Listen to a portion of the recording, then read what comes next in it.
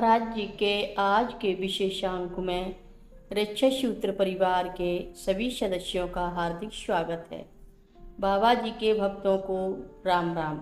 वृक्ष कभू ना फल भके, नदी न सिंचे नीर, परमारथ के कारण साधुन धरा शरीर। भक्ति की लहर जन कल्याण की अलख और भक्तजनों को कष्ट से मुक्ति देने के लिए अब लीलाधर चमत्कारी कृपालु बाबा जी ने एक नई घटना को परिणाम देने के उद्देश्य से फर्रुखाबाद जाने का मन बना लिया।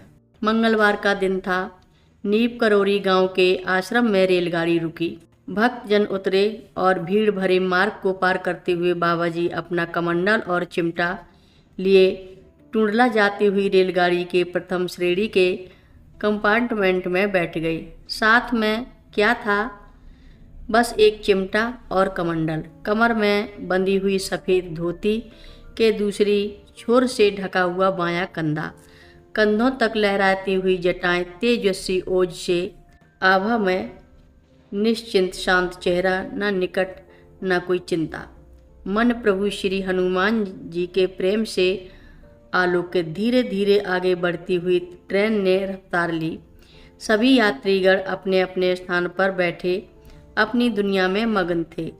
कुछ यात्रीगण जोगी वेश में प्रथम श्रेणी के डिब्बे में इस युवा यात्री को असहज भाव से देख रहे थे। चलती रेलगाड़ी की खिड़की से बाहर गांव खेतों की हरियाली को पीछे छोड़ते हुए रेल अपनी रफ्तार से आगे बढ़ती जा रही थी। गोरे एंग्लो इंडियन टिकट चेकर ने टिकट की चेकिंग के लिए डिब्बे में प्रवेश किया।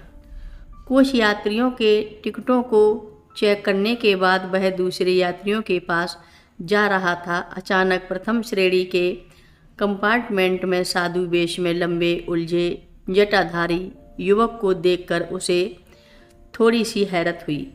कड़क टिकट चेकर ने अंग्रेजी में युवा योगी से टिकट दिखाने की मांग की। मनमौजी युवा योगी के पास टिकट कहाँ था? वे तो किसी निश्चिंत उद्देश्य से गंगा मैया के दर्शनार्थ उत्कट लालसा लिए जा रहे थे। वे फिक्र होकर हाथ के इशारे से समझा दिया कि टिकट नहीं है। अंग्रेजी टीटी ने पहले तो हिकारत भरी दृष्टि से देखा, फिर कुछ बड़बड़ाकर फिर से टिकट दिखाने की मांग की। मनमौजी युवा योगी ने फिर से सिर हिलाते हुए खाली हाथ सामने फैला दिए। अब तो एंग्लो इंडियन टीटी के क्रोध का पारावार ना रहा। अंग्रेजों के कड़े शासन में इतनी हिम्मत कि बिना टिकट फर्स्ट क्लास कंपार्टमेंट में यात्रा करें। गुस्सा तो जैसे उसकी नसों से फटने को तैयार था। तिरस्कार के बड़े शब्दों में जो कहना था कह डाला। साथ ही रेल मार्ग में पड़ने वाले एक झंडी वाले फ्लैग स्टेशन में गाड़ी रुकवाकर उन्हें नीचे उतारने का आदेश दिया। आध्यात्मिकता के परम अलौकिक स्तर को प्राप्त कर चुके युवा योगी को क्या फर्क पड़ने वाला था। बाबा जी तो किसी परम उद्देश्य से संचालित निज प्रभु के कार्य को संचालन को एक कथानक में बांध रहे थे। परोपकार व परमार्थ के कार्य में निंदा, लांछन, उपहास आदि का भय नहीं करना चाहिए। ऐसे मनुष्यों की रक्षा स्वयं भगवान करते हैं, अतः निश्चिंत होकर लोक कल्याण में लगे रहना चाहिए। मोए न कछु बांधे कई लाजा, कीन चहु निज प्रभु कर काजा। प्रभु को समर्पित कर्तव्यों की डोरी से वे लीलाधर शांत भाव से अपना कमंडल व चिमटा उठाए रेल से नीचे उतरे और पटरी से दूर कच्चे रास्ते पर नंगे पैर चलते हुए आगे बढ़ गए। अपने गुस्से पर काबू कर टीटी ने कुछ राहत की सांस ली। ट्रेन का एंग्लो इंडियन गार्ड बार बार सीटी बजाकर हरी झंडी दिखा रहा था, पर यह क्या, ट्रेन एक इंच भी आगे नहीं खिसक रही थी।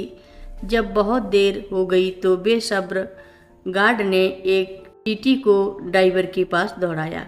ड्राइवर ने बताया, वहाँ तो सब ठीक ठाक है, पर पता नहीं खराबी कहाँ है। इस बेबस उत्तर को सुनकर टीटी फिर गार्ड के पास पहुंचा। गार्ड को तसल्ली नहीं हुई। उसने फिर टीटी को फिर से चेक करने का आदेश देकर उसे फिर वापस ड्राइवर के पास भेज दिया। कथा लंबी है, आगे की कथा सभी भक्तों को अगले भाग में सुनाएंगे।